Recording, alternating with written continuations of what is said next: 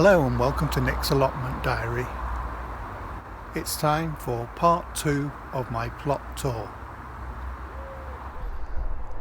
The herb bed's done well this year. I've had loads of flowers on the herbs. So this is the oregano herb, so that's done well. The chives did well. Lavender's in flower now. Curry plants, lemon balm, rosemary, thyme. So quite a lot of the herbs have done really well. Over to the strawberry bed. Not had a lot of luck with strawberries this year. I've hardly had any. I think it was because I revamped this strawberry bed and the plants didn't get to a decent size. Been trying to get as much of the bindweed out of this bed as possible, but as you can see there's still some keep emerging, which I keep digging it out, trying to keep on top of it, but it is a constant battle with bindweed on this plot. I'm hoping to probably move these strawberry plants next year. I think that might be part of the problem. Strawberry plants have been in this bed for about since I've had the plot, in about 5 years. So I think what I'm going to do is, when the sunflowers have finished, I'm going to clear this area and move the strawberries over into this area in front of the fruit cage and create a new strawberry bed for next year.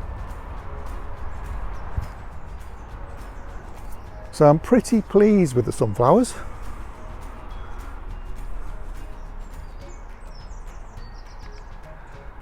You can see that's the tallest one over there. I'd estimate that to be about 8 feet tall, I'd say, maybe. There's another one there. So this is my sunflower forest. I've been really impressed with this variety. This one's produced loads of heads. I think this one is a variety called Solar Eclipse. So I shall definitely be saving some seed from that one later in the year. This is a red sun. This one here. You can see they have sort of darker orange flowers. Loads of side shoots, so lots more coming. So should be in about, I'd say, 2 or 3 weeks time.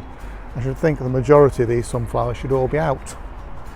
So I'll be able to select my best ones for the sunflower challenge.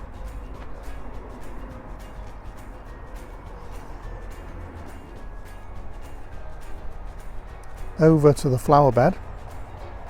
Now I've had loads of roses and I've cut them back now to see if I can get some late blooms.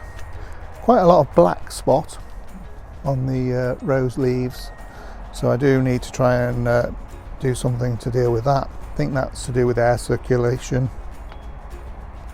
In addition, in this bed I've had loads of calendula. I had a session last weekend pulling out a lot of the calendula from this bed because it was basically swamping it. As you can see, there's plenty of flowers that have finished and are now producing seeds. So I'm going to have loads of calendula seeds again. The plants self-seed, so I don't really need to do anything with this bed other than keep it under control, really. In addition, we've had some of the red roses on here. Again, I've got some black spot on the red roses, but I have got some photographs of the roses when they were fully in bloom, which I'll attempt to put in the video just to show you what they were like when they were fully out.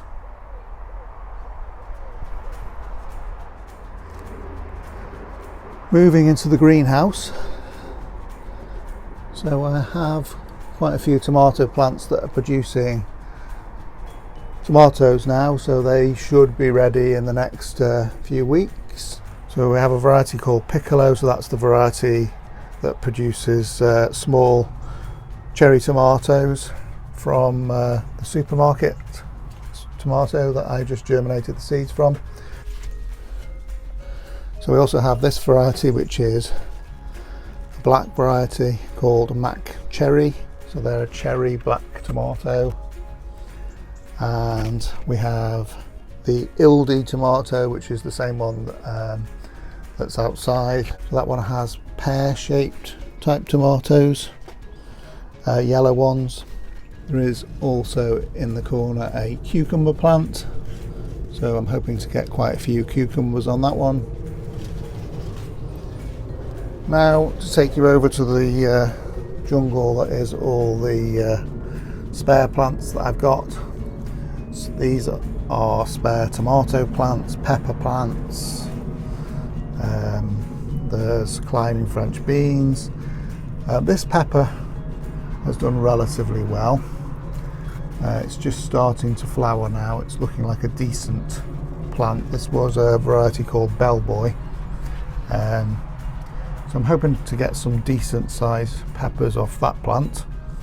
I have another plant here. So this is a chili, Apache chili, and this one is another bell pepper plant. Have had a lot of problems with slugs and snails eating the pepper plants. They seem to love them. Can't seem to eradicate slugs and snails really, just have to live with them.